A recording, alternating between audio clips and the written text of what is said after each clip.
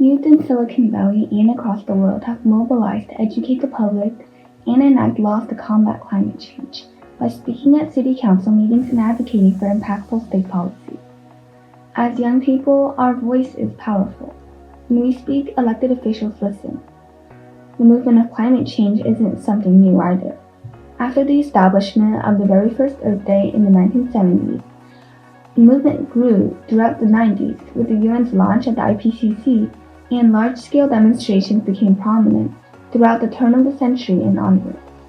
The 2010s brought about youth-led demonstrations, calling for direct action from their schools and government.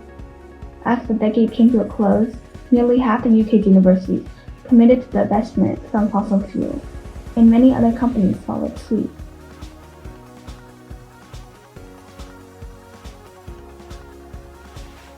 I am a part of Silicon Valley Youth Climate Action, an organization focused on wide-scale climate advocacy and education.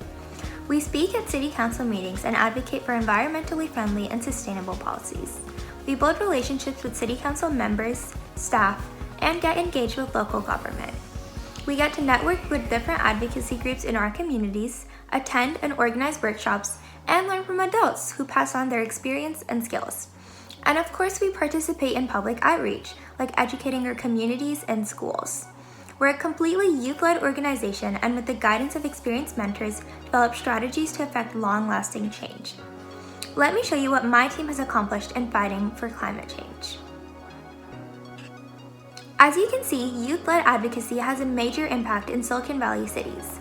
We push for aggressive reach codes that require new buildings to be all electric. We advocate to improve bike infrastructure, particularly in bike lanes and pedestrian sidewalks to schools. Our state advocacy team successfully advocated for the state bill AB 841, which will install 1 million electric vehicle charging stations across California. If it wasn't for our voice, the bill would likely have not passed by the governor. Our transit team advocated for policies to preserve bus routes and to reduce emissions from cars.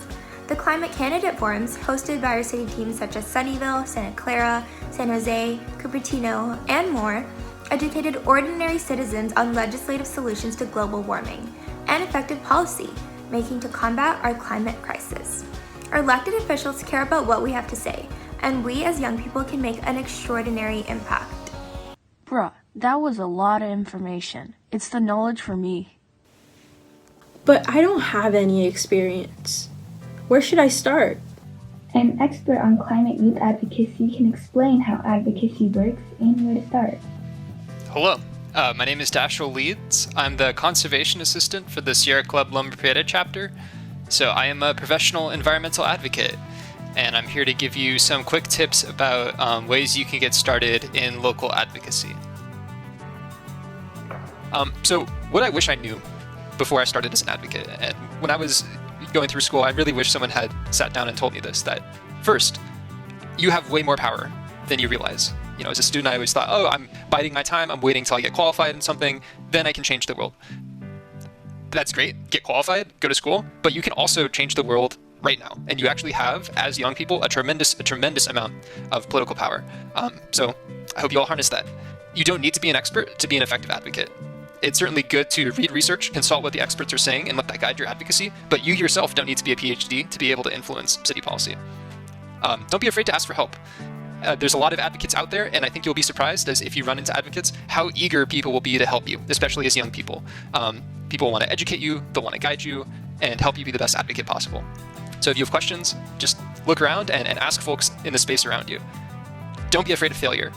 Some of my best advocacy lessons have been in projects and proposals that I have botched or failed. So failure is a natural part of advocacy, especially as environmentalists. Sometimes the deck is stacked against us.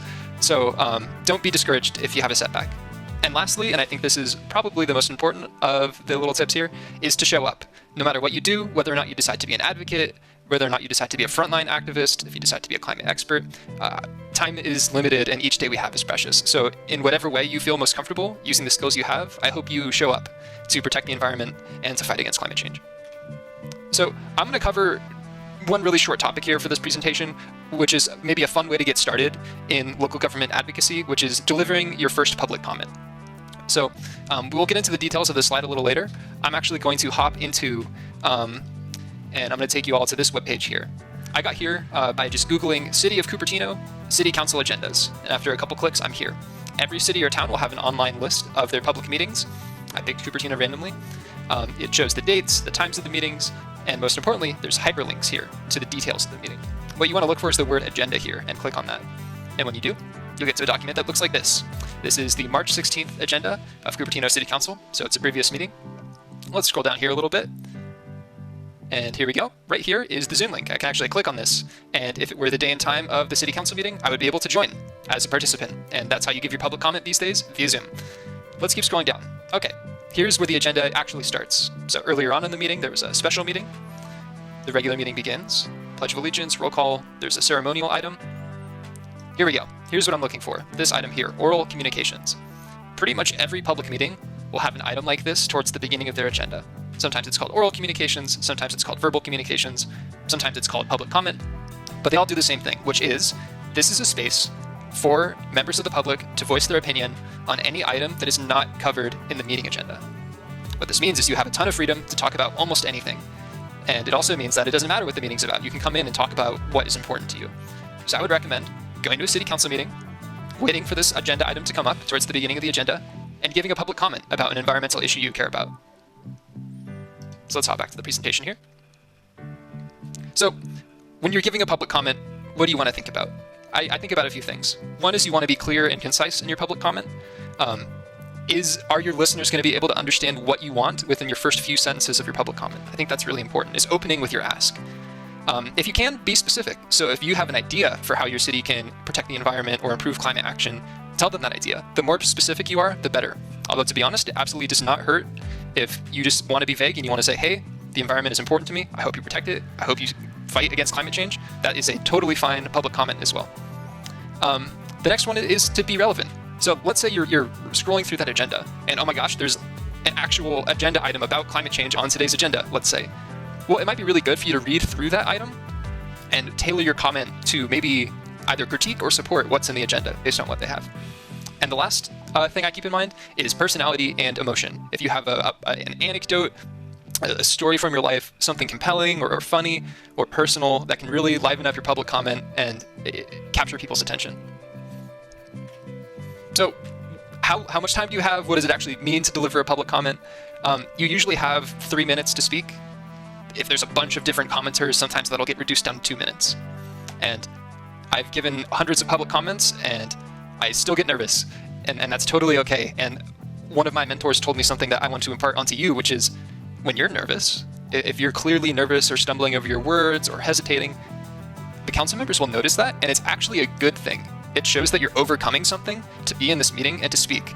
And sometimes they'll pay even more attention to you than if you're just a smooth talker. So regardless of how you feel, if you're confident, if you're nervous, it's a win-win. Just go through and do that public comment. You're going to be fine. And just to revisit some general tips here, regardless of what you do as an advocate, being persistent and being vocal is really important. It's all about making your voice heard, and you can do that in a lot of different creative ways. I highly recommend learning from other advocates. And if you are someone who has experience, I hope that you impart that experience on other people and teach new advocates. I often recommend, if you want to teach someone, start with just one person, take them under your wing, help them grow, and that person will then go on to take other people under their wing. Don't be afraid of failure. And lastly, I must stress again, you all have so much unbelievable political power, especially in local government. I think if you start attending city council meetings and just speaking during the verbal communications part of the agenda, you will be surprised how the council members will react to your comments directly. A lot of times they'll thank young people for attending meetings, and a lot of times they'll adjust their policy positions based on what the young people in their city are asking them to do. So it's incredible the amount of change I've seen young people have in local politics here, and I hope you all get involved in some way. We really do need more advocates in this world, and I think if people knew how easy and fun it was, we'd have more of them. So thank you so much. My email is here if you have any advocacy questions. I'm happy to help you out. I educate advocates on a pretty regular basis, and I do a lot of advocacy myself. It's what I love. So thank you so much for your time, and good luck. Once you take a closer look, youth advocacy is not all that daunting. We can all make a difference if we want to, and there are so many ways to get involved. You can participate in events like climate marches or strikes, volunteer, continue to educate yourself, and talk to your friends and families about these issues. Check out organizations like Silicon Valley Youth Climate Action to be a part of an organized effort against climate change. Joining a youth advocacy organization, like SVYCA, has a larger impact than just helping fight climate change. You build close friendships, develop leadership and public speaking skills, become civically engaged, and gain a comprehensive understanding of the world and how its various spheres interact with one another. Being involved and making a difference can make climate change feel much less overwhelming. You can find meaning in contributing in some way, even if it initially seems small in the grand scheme of things. So use your voice to make an impact, invite your friends and family to join, and let's save the planet. We're out of crackers, so let's stop with the cheese. But in all seriousness, you can make a difference. So go out there and express yourself.